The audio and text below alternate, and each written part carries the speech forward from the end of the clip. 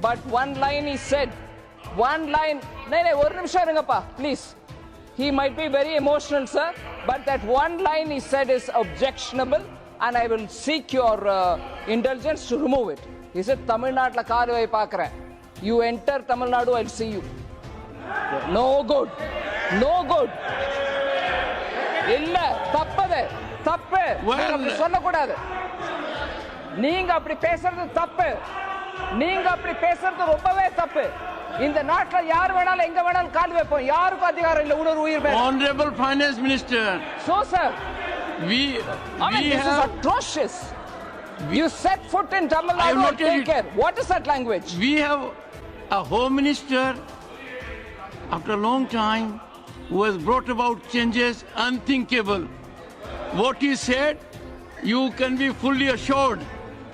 ये बोल रहे हैं मुस्लिम समाज आज का इशरत जहां और फलाना टेररिस्ट के साथ नाम जोड़ रहे हैं. ये बिल्कुल आरोप है सर, इसको एक्सपंज करना चाहिए. ये समाज के साथ अन्याय है. ये बात आपको एक्सपंज करना होगा सर. ये बात को एक Honorable Member, if you would carefully go through what Sudhanshu has said, I am sure you will appreciate his spirit. Just think for a moment. He has not cast any aspersions. Sudhanshu, go ahead. Hold up.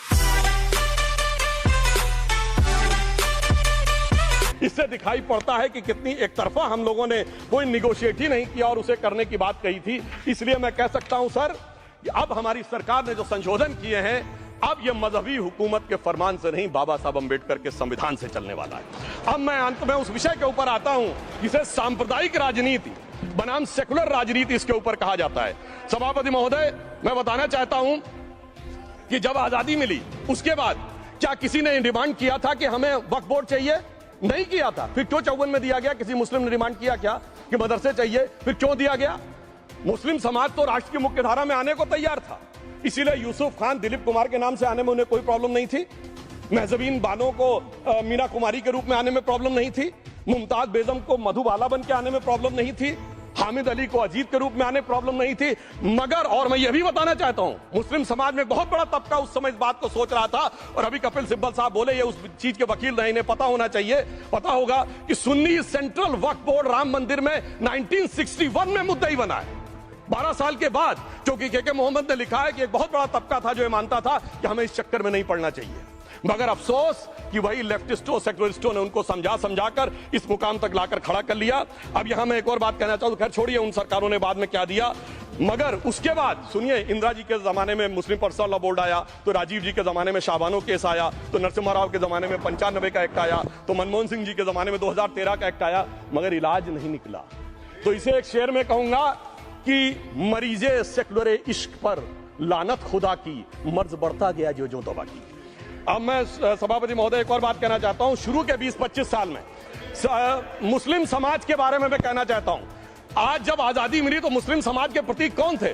उस्ताद बिस्मिल्लाह खां, उस्ताद फरीदुद्दीन डागर, उस्ताद बड़े गुलाम अली, उस्ताद जाकिर हुसैन जिनकी अभी कुछ दिन पहले death हुई, बड़े बड़े नगमा निवार, हसरत जयपुरी, मजरूर सुल्तानपुरी, साहिर लुधियानवी, कैफी आजमी, जोश मलियाबादी, जिगर मुरादाबादी.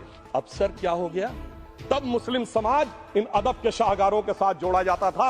आज मुस्लिम समाज का नेतृत्व किन लोगों के साथ जोड़ता है? इशरत जहां, याकूब मेनन, मुख्तार अंसारी, अतीक अहमद, दाऊद इब्राहिम. कौन जोड़ रहा है ये? तब से सर, जब से ये सेकुलर हो गया देश 1976 से और सेकुलर सियासत शुरू हुई, उसने ले जाकर इनको इस मुकाम तक पहुंचाया. और इस वक्फ बोर्ड के बिल में भी जो बात कही जा रही है सर, मुस्लिम समाज को यह समझाया गया कि तुम्हें बीजेपी वालों को तुमसे बड़ी अदावत है, और कहा गया इनको बड़ी मोहब्बत है. जब यह देश आजाद हुआ, मैं उत्तर प्रदेश का रहने वाला हूं, उत्तर प्रदेश में 1931 की संसद में 8% रेट ऑफ लिटरेसी थी और सैयद मुसलमानों में 24% थी. यूपी की ब्यूरोक्रेसी में 20% थे. आज कहां चले गए सब? मैं एक लाइन में कहना चाहूंगा, ये अदावत और मोहब्बत की सियासत में ऐसे फंसे कि किसी को किसी की मोहब्बत ने मारा, किसी को किसी की अदावत ने मारा, मगर इस शराफत अली को सेकुलर सियासत ने मारा. और मैं सभापति महोदय एक और बात कहना चाहता हूं कि चलिए बोलिए। Yes. Fozia Khan, please. One second. Mic is there. Yes. ये बोल रहे हैं मुस्लिम समाज आज का इशरत जहां और फलाना टेररिस्ट के साथ नाम जोड़ रहे हैं। ये बिल्कुल आरोप है सर, इसको एक्सपंज करना चाहिए। ये समाज के साथ अन्याय है, ये बात आपको एक्सपंज करना होगा सर, ये बात को। एक Honorable member, if you would carefully go through what Sudhanshu has said, I am sure you will appreciate his spirit. Just think for a moment. He has not cast any aspersions. Sudhanshu, go ahead. Time में जवाब दूंगा और उसके बाद ये हमारा सदन माने ना माने जो देख रहे होंगे उनके लिए कहना चाहता हूं sir, doctor APJ Abdul Kalam. One second. काहे परेशान? Vaiko ji, honorable member, Vaiko ji, oh my God, Vaiko ji, tell me.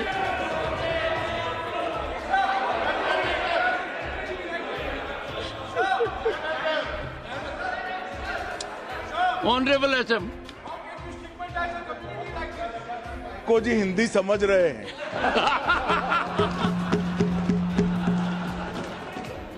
One second. Fozia Khan. One second. First, I think. One second. Sir क्या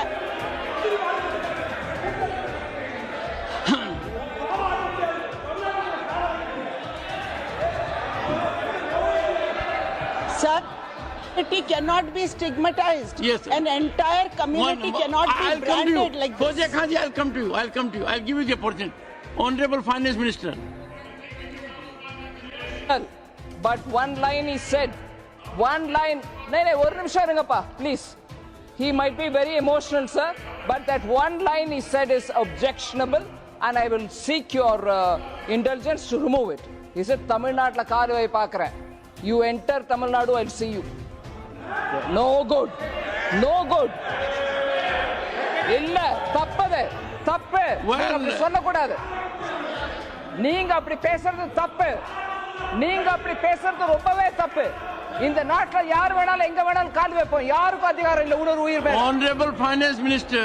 So sir, this is atrocious. You set foot in Tamil Nadu and take care. What is that language? We have a Home Minister after a long time who has brought about changes unthinkable. What he said, you can be fully assured